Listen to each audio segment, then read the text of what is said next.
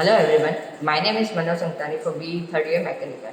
Today we will look how to make square thread and V thread using by central lathe machine. In front of us we have two workpiece. One is square thread, look at this workpiece, and second is V thread. In square thread the cross section of square is 90 degree. Look at this workpiece. And the cross-section angle between the V thread is not a 90 degree. It is depend upon the type of thread. For example, we are used BT standard with in this type of thread we are used 55 degree of angle in cross-section area. In a square thread, low coefficient of friction. That's why this is used to moving a part like screw jack, lead screw. But disadvantage of square thread that it is hardly to fabricate. In a V thread, the high friction, that's why we are used. It is for nut and bolt and more fastening, but it is advantage. It is easy to fabricate. Moreover, use and how to make thread by my batchmate Nandaditya Swami. Greetings everyone, my name is Nandaditya Swami, and after you know about the threads, I would be taking you through the machine which we will be using for making the threads. Now this in front of us is our lathe machine. The lathe machine has three major parts. One is the headstock, second is the tailstock, and then third is the center compound slide. Now the headstock has the three-jaw chuck which holds our workpiece in place, and the tailstock can be moved forward or backward to clamp the center of the workpiece. The compound slide has a tool post which is used for holding the tool. Now the compound slide can be moved forward or backward using these hand wheels, this one hand wheel, and in or out using this hand wheel. Similarly, the tailstock can be moved forward or backward using this hand wheel, and this is the tailstock. This locks the spindle here. This right from here to here is known as the bed of the lathe machine. Now this here is the internal mechanism. It is a belt driven with pulleys. So these different pulleys give the different speed, and these are the back gears which we would be using to cutting the thread. Now the back gear are used to slow down the rotation speed of the spindle, as in normal the job is rotating really fast, so we cannot efficiently perform threading. Now to perform threading, another important component we would be using is lead screw. So this lead screw is used to engage the auto run mechanism or the automatic feeding mechanism of the compound slide. When we engage the back gear, and from here we engage the lead screw. Now once we engage the lead screw starts turning, and with the lead screw starts turning this half nut lever. Once the half nut lever is turning, we know that the half nut lever will automatically engage. We can engage the half nut lever using this. It's disengaged and now it's engaged. Once we engage the half nut lever, this slide will automatically start moving because of the rotation of the lead screw. And that's how we cut the thread. Now this half nut lever has different line marking on it. So each of the line represents a different value. The bigger line are for half, the medium ones are for 1/4, and the smallest ones are for a quarter. So these are used to have different TPI on the workpiece. TPI stands for thread per inch. Now this nut here is the locking nut for tailstock. When we move the tailstock further or backward, we lock the tailstock with this nut, and it then stays in its place. Tool post is locked by this nut. We can move the tool post in the direction we want, and then we can lock it. This compound slide has this hand wheel to move forward and backward, this hand wheel to move in and out, and this one is the swivel plate on which gives us the angle at which the job or the workpiece will move. Sorry, the tool post will move. Now, after knowing about the machine, we would learn how to perform the processes of facing and turning, and then finally threading. Now, before we start off with the process, coming on to our machine, before we start off with our process, we have to make sure that the machine is aligned center perfectly. So we can see that the tailstock center and the tool center are aligned with each other. Now, once the centers are aligned, we change the angle of tool post such that it for the first process of facing, we have to make sure that the no edge is along with the face. Like if I place it like this, then the edge is facing, edge is parallel with this. So we have to make sure that none of the edges are parallel. So we make this at this angle, and once we have set at this angle, we move the slide inside, so by compound slide, and after that we would be starting the machine now. So you won't be able to hear my voice when we start the machine now. So let's begin with our facing process. Now coming on to while we are working on this machine, we have to rotate it in anti-clockwise direction. So let's start off the machine.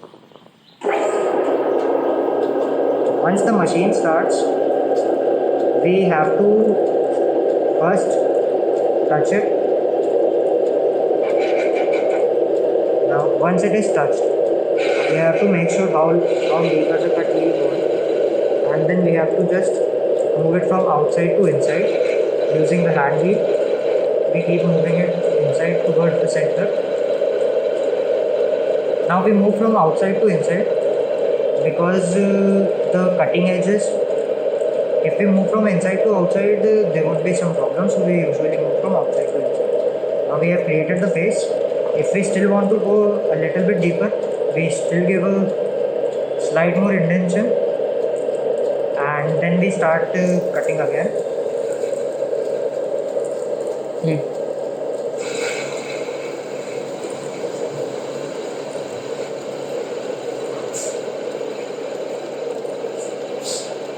Now for turning process, we have to adjust the tool position such that it is in vertical to the side surface, and we take back the compound slide and move forward the compound slide again, and then we start the machine again.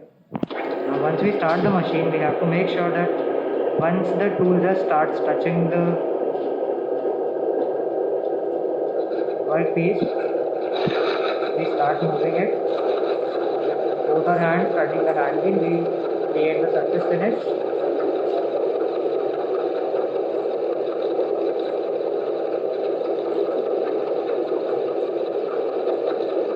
Here we can see the surface is turning flatter and flatter.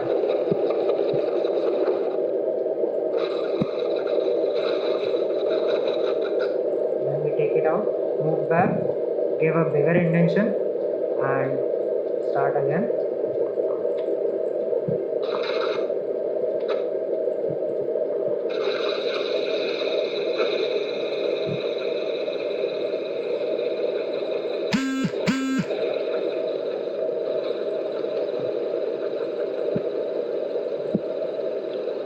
This here is our turning process final summed up. Once we complete this process, we take the compound slide outward and then backward and turn off the machine. Now after this, we will be performing the threading process. For threading, we have to engage the back gear and lead screw. Back gear reduces the turning speed of the job, and it makes it simple to complete.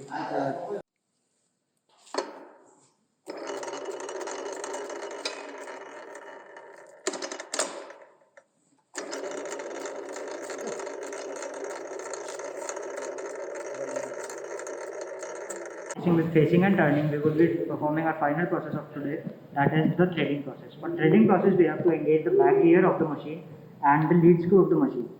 This is done to ensure that auto feeding is on, as well as the turning speed of job is also reduced. And also we have to clamp the job, so we use the tail stroke. We extend the tail stroke, and we take a little amount of grease and apply it to the center of the job workpiece, and then we have to move the slide first. Then we hold the job in position and tighten the nut, the tail, so that the job is fixed in position. After this, we have to change the angle. So to adjust the angle, we have this tool, which has the given angle. So today we would be cutting off the British Standard Whitworth V thread, which has a 55 degree of angle. So we would place this like that, parallel to the tool and parallel to the workpiece. Then we would bring the slide and adjust the angle accordingly.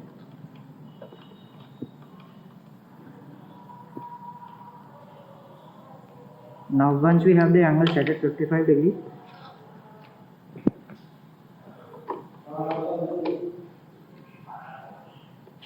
we lock the tool post and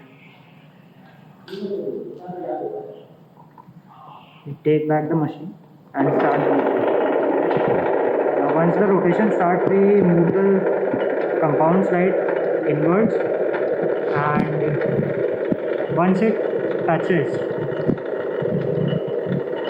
it just touches the workpiece, we adjust the wheel to 0 and we give a 2 division input, and so that the cut is a small cut. Now first, before we begin the process of turning, we have to take the coolant with us.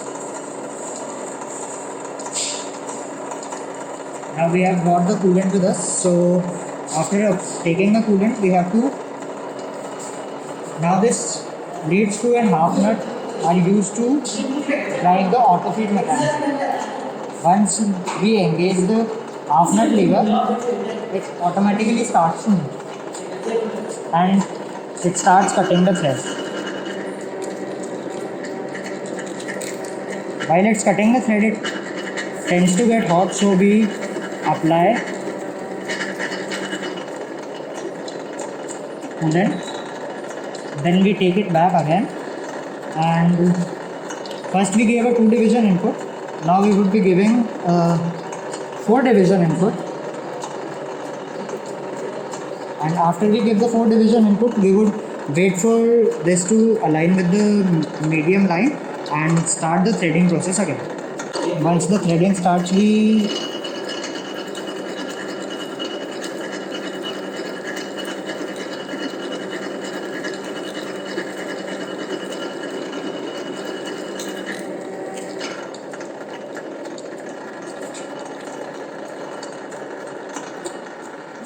now we have only shown this for 2,